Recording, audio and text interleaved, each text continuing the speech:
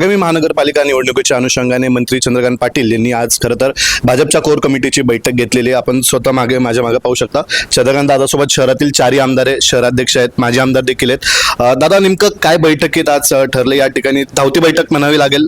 लवकर तुम्ही आला, या ठिकाणी बैठक देखील आटोपलेली आहे, काय सांगाल?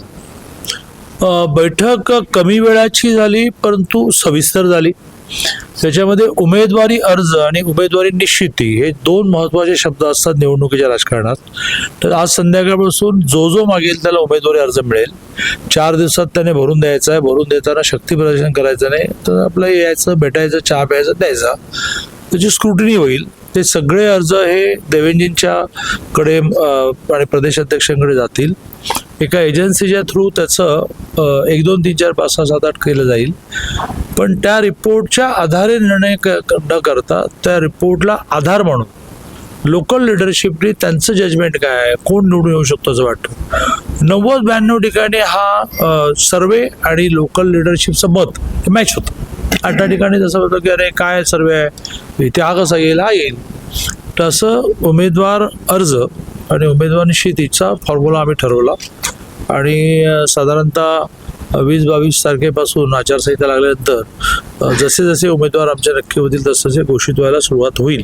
केंद्रात आणि राज्यामध्ये आपण पाहतोय तुमची युती आहे, मात्र स्थानिक पातळीवर जर आपण पाहिलं तर कार्यकर्त्यांची अशी इच्छा आहे की स्वबळावर लढावं. शहराध्यक्षांनी देखील नारा दिलाय की आपकी बार सो पार. एकंदरीत कसं पाहता, या ठिकाणी युती होणार का तुम्ही स्वबळावर लढणार? स्थानिक स्वराज्य संस्थांच्या निवडणुका सुरू होण्यापूर्वी माननीय देवेंद्रजींनी जिल्हाच्या बैठका केल्या.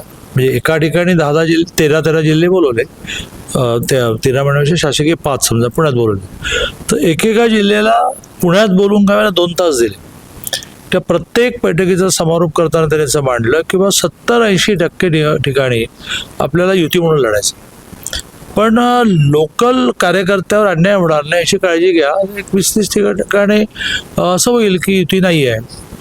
युती आहे अशा शहरामध्ये सुद्धा हायब्रिड नावाचा शब्दाने वापरला. एका प्रभागात आहे, दुसऱ्या प्रभागात नाही.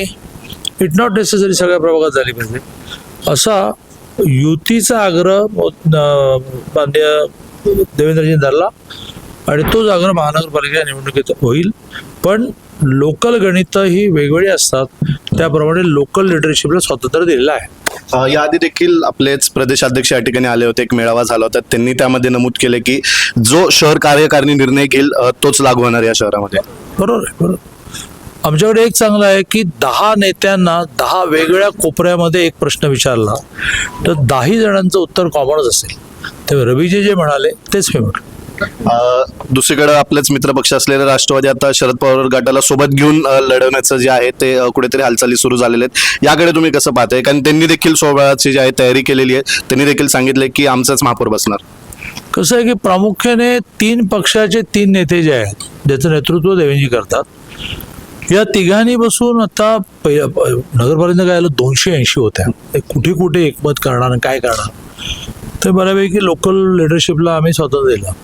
ह्या मोठ्या आहेत, राज्याच्या राजकारणावर इम्पॅक्ट करणाऱ्या आहेत, संख्येने कमी आहेत. त्यामुळे यावेळेला बऱ्यापैकी या तिघांचं चर्चा, एकमत, त्याच्या आधारे मेसेज येणं असं होईल.